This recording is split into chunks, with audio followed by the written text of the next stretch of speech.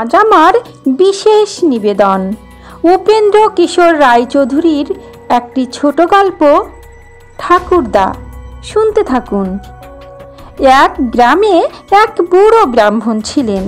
তার নাম ছিল ভবানীচরণ ভট্টাচার্য। গ্রামের ছেলেদের সঙ্গে তার খুব ভাব ছিল। তারা তাকে বলতো ঠাকুরদা। তাদের কাছ থেকে শিখে দেশ শুদ্ধ লোকেও তাকে ওই নামেই ডাকত। ছেলেরা ঠাকুরদার কাছে খুবই আদর পেত আর তাকে জ্বালাতন করত তার চেয়েও বেশি। ঠাকুরদা ভারী পণ্ডিত আর বুদ্ধিমান ছিলেন। খালি এক বিষয়ে তার একটু পাগলামি ছিল। পেয়াদার নাম শুনলেই তিনি ভয়ে কেঁপে অস্থির হতেন। ছেলেরা সে কথা খুবই জানত আর তা নিয়ে ভারী মজা করত। ঠাকুরদা রোজ তার চণ্ডী মণ্ডপের সামনে বসে পুঁথি লিখতেন।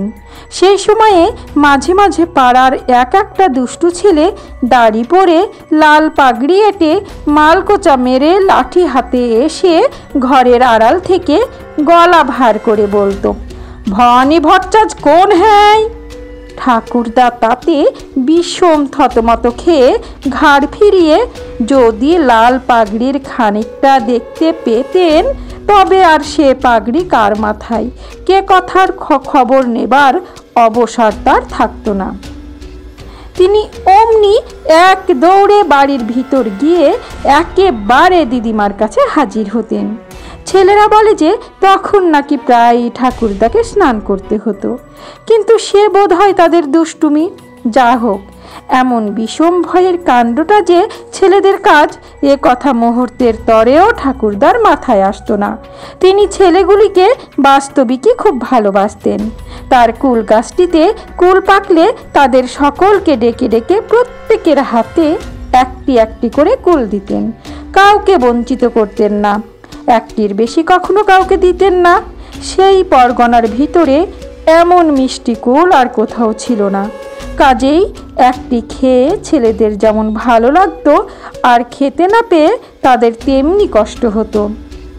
তবুও এমন কথা শোনা যায়নি যে ঠাকুরদার দেওয়া ছাড়া আর একটি কুল কেউ কখনো তার গাছ থেকে খেতে পেরেছে। তার চণ্ডী মণ্ডপ থেকে সেই কুল গাছটি পরিষ্কার দেখা যেত। সেদিকে কাউকে যেতে দেখলেই তিনি কে রে বলে এমনি বিষম হাঁক দিতেন যে কি বলবো। তখন আর হাত পা সামলে ছুট দেবার উপায় থাকতো না। 2 মাইল দূরে থেকে লোকে বলতো, ওই রে ঠাকুরদা তার কুল আগলাচ্ছেন। খালি একবার ছেলেরা ঠাকুরদার কাছ থেকে 1 পোয়া সন্দেশ আদায় করেছিল। ঠাকুরদা চণ্ডী মণ্ডপের সামনে বসে এক মনে পুঁথি লিখছিলেন। তিনি দেখতে পাননি যে এর মধ্যে ও পাড়ার বসেদের বানরটা কেমন করে ছুটে এসে সেখানে উপস্থিত হয়েছে আর তার 35 বছরের পুরনো বাঁধানো হুকোটি নিয়ে গাছে উঠেছে। তারপর তামাক খেতে গিয়ে দেখেন কি সর্বনাশ! বানরটাকে তিনি কত ঢিল ছুঁড়ে মারলেন, কত লম্বা লম্বা সংস্কৃত বকুনি বকলেন, কিছুতেই তার কাছ থেকে হুকোটি আদায় করতে পারলেন না। লাভের মধ্যে সে বেটা তাকে গোটা 10 ভেংচি মেরে হুকো শুদ্ধ পাশের বাড়ির আমবাগানে চলে গেল। সেদিন ছেলেরা না থাকলে ঠাকুরদার আবার তার হুকোর মুখ দেখবার কোনো আশাই ছিল না। তিনি তাদের সন্দেশ কবুল করে অনেক কষ্টে তাদের দিয়ে বানরের হাত থেকে হুকোটি আদায় করলেন। তারপর দিনই নিজে গিয়ে বেচু ময়রার দোকান থেকে তাদের জন্য 1 পোয়া সন্দেশ কিনে আনলেন। সে সন্দেশ খেয়ে নাকি তারা মুখ ছিটকিয়েছিল। ঠাকুরদা তার কারণ জিজ্ঞাসা করতে তারা বলল, সন্দেশটা বড্ড মিষ্টি। ঠাকুরদা তখন খুব গম্ভীরভাবে মাথা নেড়ে বললেন, তাই তো, আমি জানতুম না তোমরা তেতো সন্দেশ খাও। আমি মিষ্টি সন্দেশই কিনে এনেছি। পয়সা খরচ নিয়ে কিন্তু ঠাকুরদার একটু বদনাম ছিল। ওই যে হুকোর খাতিরে ছেলেদের 1 পোয়া সন্দেশ কিনে খাইয়েছিলেন। তাছাড়া আর তার জীবনে তিনি কখনো কাউকে কিছু কিনে খাওয়াননি।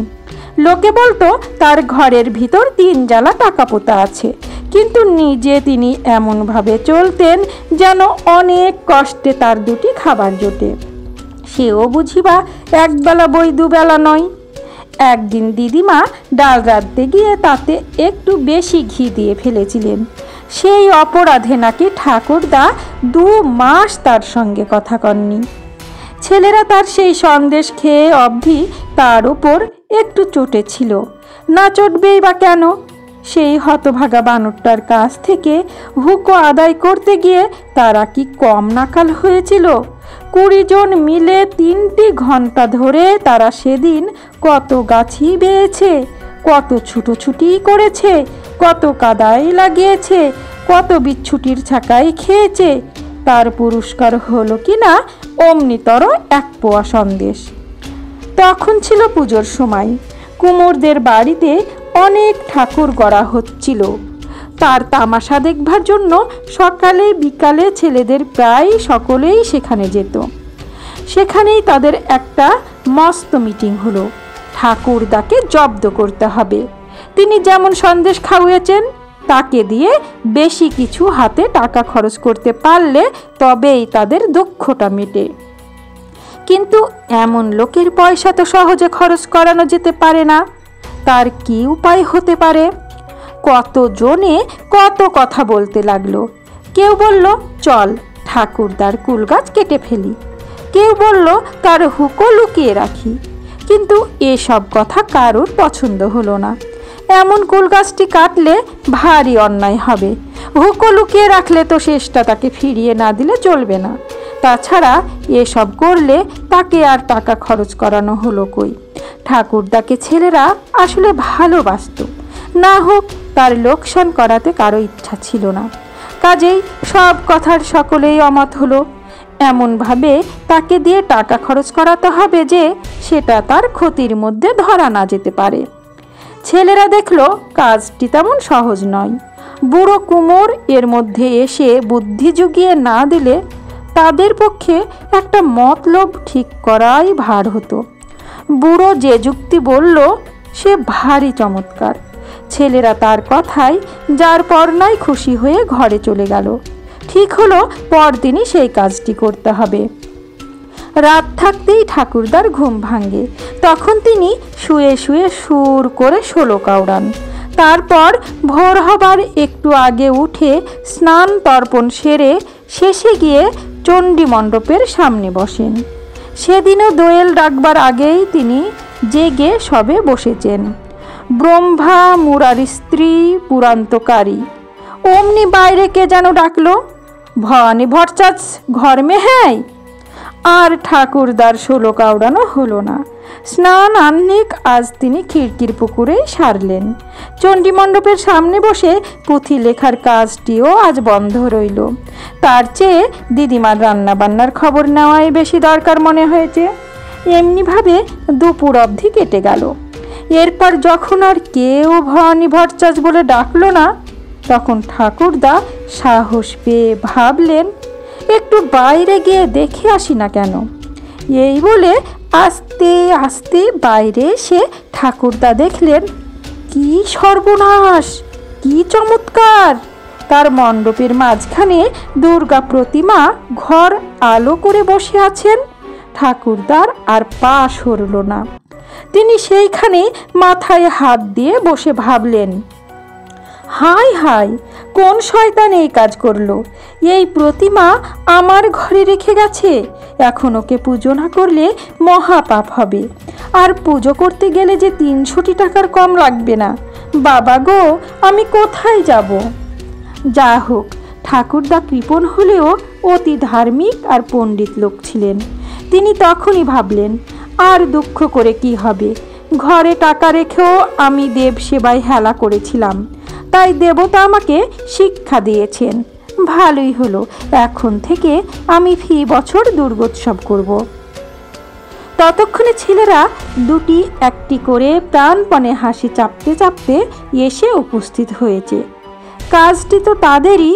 তারাই ঠাকুরদাকে পেয়াদার ভয় দেখিয়ে বাড়ির ভিতরে পাঠিয়ে সেই অবসরে প্রতিমাটিকে এনে মণ্ডপের ভিতরে রেখে গেছে। তাদের মুখের দিকে চেয়ে ঠাকুরদারও আর সে কথা বুঝতে বাকি রইল না। তখন তিনি বললেন, ভালোই করেছো দাদা, বুড়ো পাপির সুমতি জন্মিয়ে দিয়েছ। তোমরা বেঁচে থাকো। আমি খালি ভাবছি এত বড় ব্যাপার, আমার লোকজন কিছুই নেই, আমি কুলোবো কি করে। ছেলেরা ভেবেছিল ঠাকুরদা লাঠি নিয়ে তাড়া করবেন, তার বদলে তিনি এমন কথা বলবেন তা তারা মোটেই ভাবেনি। তারা তাতে ভারী খুশি হয়ে বলল, তার জন্য চিন্তা কি ঠাকুরদা, আমরা সব ঠিক করে দিচ্ছি, আপনি শুধু বসে বসে হুকুম দিন। অমনি ঠাকুরদার মুখ ভরে হাসি ফুটে উঠল, তার চোখ দুটি বুজে এলো। ছেলেদের মাথায় হাত বুলিয়ে গাল টিপে তার নাকে কানে চিমটি কেটে তিনি তাদের বিদায় করলেন। এবারে ঠাকুরদা যে সন্দেশ এনেছিলেন তা খেয়ে আর কারো নাক সিটকোতে হয়নি। সমাপ্ত। গল্প ঠাকুরদা, কলমে উপেন্দ্র কিশোর রায়চৌধুরী, কণ্ঠে আমি রোজি।